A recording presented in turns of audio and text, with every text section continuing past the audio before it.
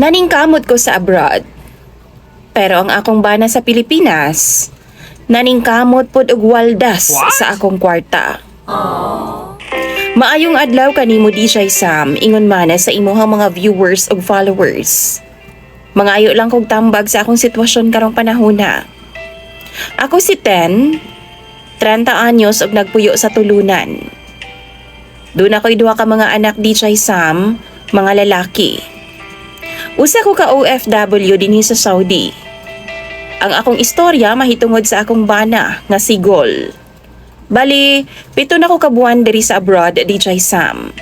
Kay baong mo mga viewers, isa sa rason nga nung nakipagsapalaran ko dinhi, kay tungod sa utang manggod sa akong bana.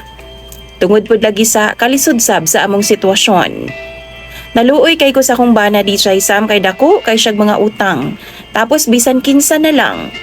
Tungod gusto niyang tabangan ang iyang amahan nga gidialysis na. Doon na gibati DJ Sam.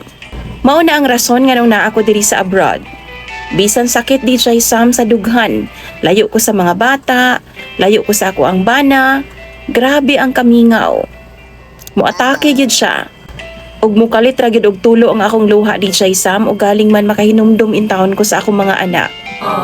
Tuod man pag abot nako dinhi, gibayaran gyud nako ang tanang utang sa akong bana. Mga naa yata to sa 60,000 kapin. Ang uban ginahulog nako sa akong bana tapos ang uban direkta sa iyahang mga gipang-utangan.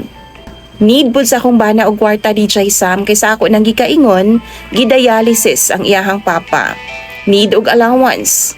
Tapos ang ako apang mga anak DJ Sam. Kana si Gol DJ Sam. Bisyoso kay na siya. Kusog manigarilyo, kusog mo inom o kusog pud mo sugal. Daghan mi kaayo og pangandoy sa kinabuhi sa akong bana DJ Sam.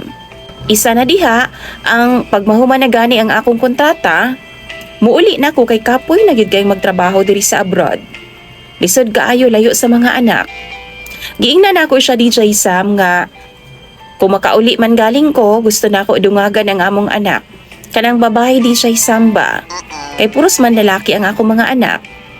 Nalipay siya ug nalipay pud ko. Anak pagani siya, usahon daw namo kadusena. And then nagsabot pud mi sa akong bana nga karong tuiga magpatukod na mi og balay. Kay last naman ang bayro no nako sa utang DJ Sam karong sunod buwan. Mao to gichat na ako DJ Sam ang tindahan nga silingan namo sa tulunan. Kay baw ko naa pa ko'y utang didto. Gipangutanan nako siya kung pila na ba ang among utang sa iyaha. Ana pa siya naa pa daw sa 3,000 kapin. Ana ko, pwede bayran na lang nako sa sunod buwan. Pagsweldo nako. Okay ra pud sa iyaha DJ Sam. Pero nisumpay siya. Dako pa pud baya mog utang ni nanay. Nitingkag akong daunggan DJ Sam. Unsay 15,000. Giingnan nako siya DJ Sam, 'di ba? 35,000 lang man ang utang namo kang nanay. Ana ba siya? Oo, 35,000. Pero 20k lang man ang gihatag sa imuhang bana. Nahugmak siya nga akong kalibutan DJ Sam. Naluya o grabe yung tubod sa akong luha. Grabe ang akong paningkamot nga mabayran ang utang namo. Wa bay ako gatai og kwarta diri DJ Sam. Mautog i-chat na ako ang uban pang gipang-utangan na sa akong bana DJ Sam. Before pagani ni nahitabo no, nang hulam siya ga 6,000. Sa ako DJ Sam. Ana pa siya, triplihon daw niya inigbalik niya sa kuha. Tapos dayon-dayon ibalik niya. Ako DJ Sam, di ko kabalo mo daw. Muhatag ko basta naalang ko. Tapos nasayra na ko nga ang 6,000 nga iya dang gihuram nako, gisugal ra niya. Tapos napildi pa jud. Grabe ang akong paningkamot nga bisan layo ko nila. Di gihapon ko magkuwang nila DJ Sam. Ako gani no naga-order kog parcel para lang jud sa mga bata. Mao nang giingnan nako siya nga magtarong siya didto. Kay wa ko namunit og kwarta diri sa abroad. Bisan sa ginagmay nga pamaagi, ako ang ginaparamdam sa akong mga anak DJ Sam ug sa iyaha nga wa ko magkuwang. Malipay sila. Di kabalo magpahalaga DJ sa mga akong bana. Kabaw ka, kapoy na baya kay ko diri sa among lugar. Giingnan gyud nako siya. Lami na kayong iuli, pero giantos na lang yun nako para sa mga bata. Taliwala sa pasakit nila diri gikaya nako. giingnan ako ang akong bana ana DJ Sam. Giantos na akong maayo para mabayda na ako ang mga utang. Nahigugma ko sa akong bana DJ Sam bisan wa nay nahibili nako. Maluwas lang sa utang. Gichat pod nako siya DJ Sam. Okay nako. Bisan ingon ani ko sa pananaw nimo nga wa nahigugma kanimo. Pero imuha ra gyud gidaot ang akong pagsalig nimo. Nituo ko nga wa na tay utang kay plano nato nga sunod buwan magpatindog tagbalay karong tuiga. Pero giunsa nimo ang kwarta? Unsa pa di ay kuwang? Na kay trabaho di ba? Na kay extra. Ginaunsa di ay nimo ang imong kwarta? Nagsweldo ka di ba? Pasabta daw ko. Nagsakripisyo ko og giantos na ako nga malayo ko sa mga bata bisan sakit. Bisan sa kamingaw. Pero giingnan ra ko niya DJ Sam nga wa man daw siya magsugo nga bayran ko ang mga utang niya. Halos di gani siya ka-reply DJ Sam. Kana bitaw ma-feel na ako nga wa siya'y paki sa akong mga sakripisyo sa abroad. Ug tungod kay napuno naman ko sa iyaha DJ Sam. Giingnan na ako siya nga gikapoy nako.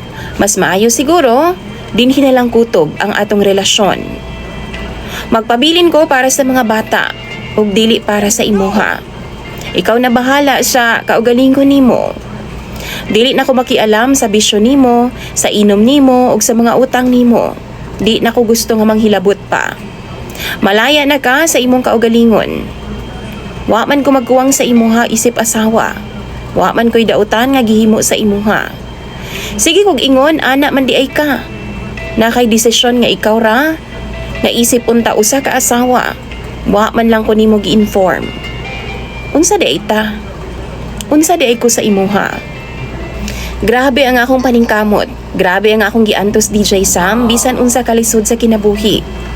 Nagpabilin gihapon nga buo ang akong pamilya ug gusto na kong buuhon lang jud. Wa na ko'y mahimo kay siya man ang rason nga naguba ang among pamilya. DJ Sam, before pa nahitabo ang tanan. Katong miaging bulan, ginadramahan na nako siya DJ Sam. Nagtuo ko ba nga sa ingon ato nga paraan magbag-o siya.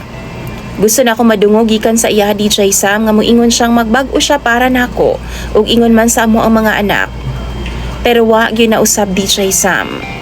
Wa gyud mahitabo ang gusto nakong mahitabo nga ayuson niya ang among pamilya, ang iyang kaugalingon aron buo gihapon ang among pamilya. Wa man gani ko nakadungog gikan sa iya bisan sorry man lang. Niasa ko DJ Sam basin magbag-o siya hangtod karon. Kaso murag di naman na niya mahimo. Murag wa man gihapon siya nagbag-o. Mao nang mangayo kog tambag sa imuha o sa imong mga viewers. Tambagi daw ko ninyo bi, unsa bay angay kong buhaton? Tama ba nga akong gihimo nga buwagan na lang ang akong bana? Dagan kayong salamat sa pagbasa sa akong istorya. Ug unta hatagan kog advice sa imuha mga viewers ug followers.